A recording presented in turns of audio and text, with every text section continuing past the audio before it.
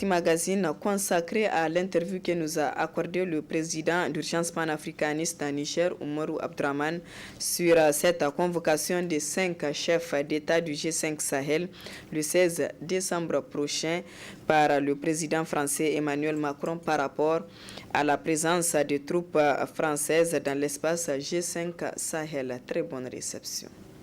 Mais ce n'est pas une invitation. Le président Macron a convoqué les présidents africains. C'est ce qui est écrit sous la presse. Vous êtes de la presse. Je pense que c'est un langage diplomatique qui ne choque pas.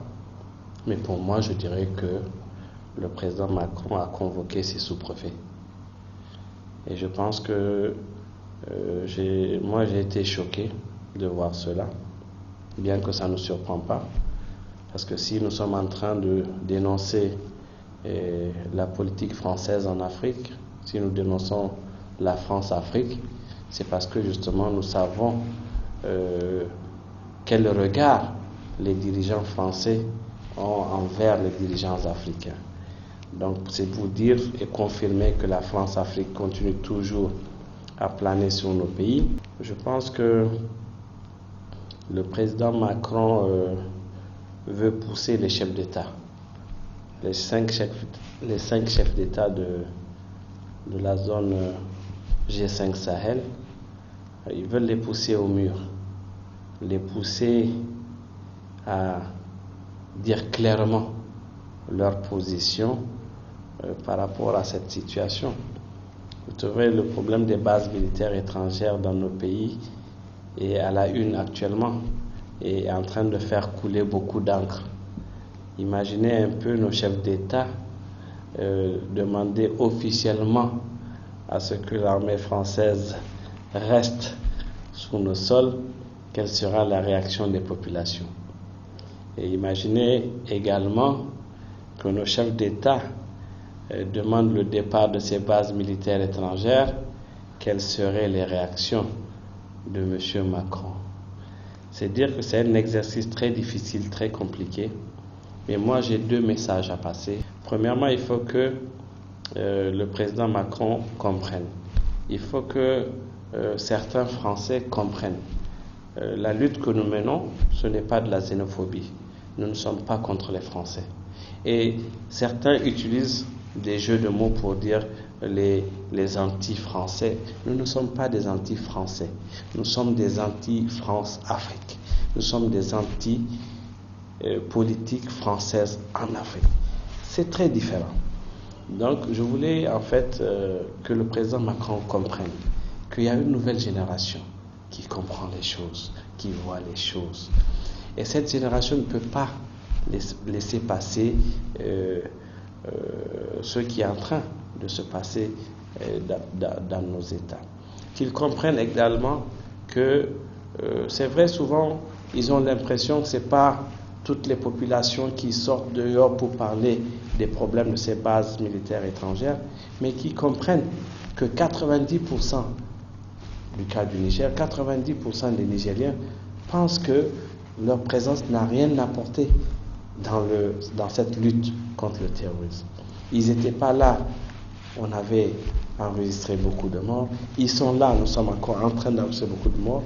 Donc la question que se pose le Nigérien lambda, quel apport y a-t-il eu avec ces bases militaires étrangères? Donc le premier message, il est adressé au président Macron, qu'il sache qu'une nouvelle génération est là, qui n'acceptera plus de se faire piétiner, qui n'acceptera plus justement qu'on se lève un beau matin pour venir s'installer dans un pays. Parce que vous devrez savoir qu'aucune force étrangère ne peut s'installer en France sans qu'on ne passe par l'Assemblée nationale européenne. Je l'ai dit une fois lors de la motion de censure, pourquoi au Niger nous ne sommes pas passés par l'Assemblée nationale, sachant bien sûr qu'ils ont une majorité confortable au niveau de l'Assemblée.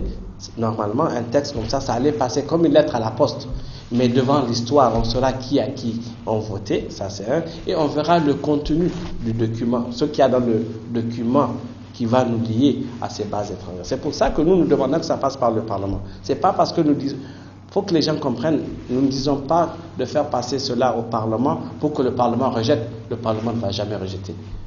Il y aura toujours c'est téléguidé, c'est télécommandé, c'est robotisé qui vont faire passer cela.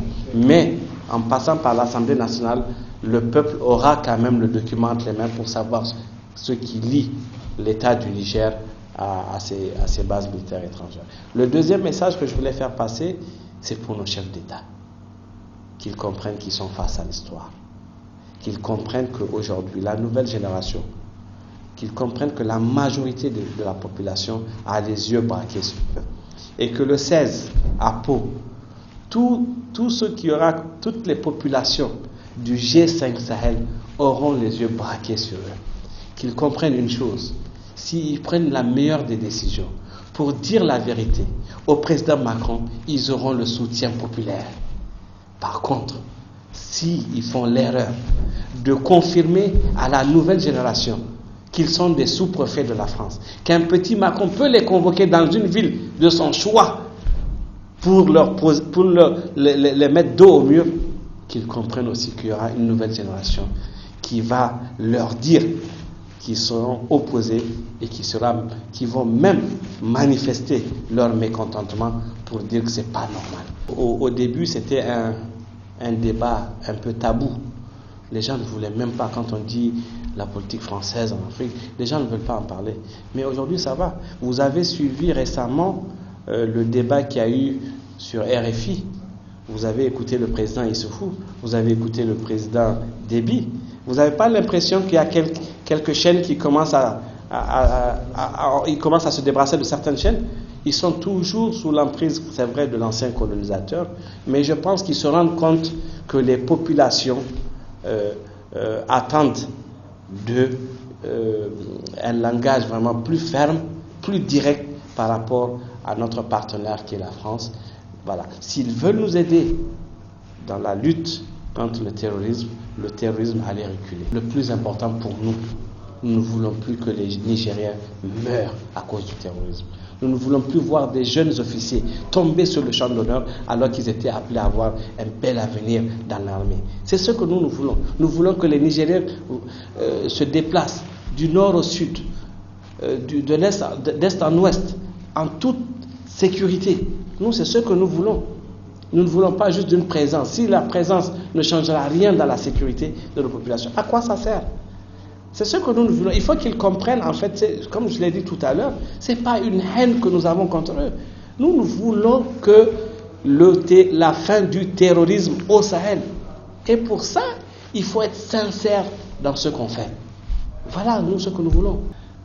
Que ce soit la question du CFA, vous avez écouté aussi un sous-préfet de la France récemment dire que le CFA n'a pas de problème et que d'ailleurs, même si on passera à l'écho, ce sera l'écho arrimé à l'euro. Vous l'avez bien écouté, vous savez de qui il s'agit.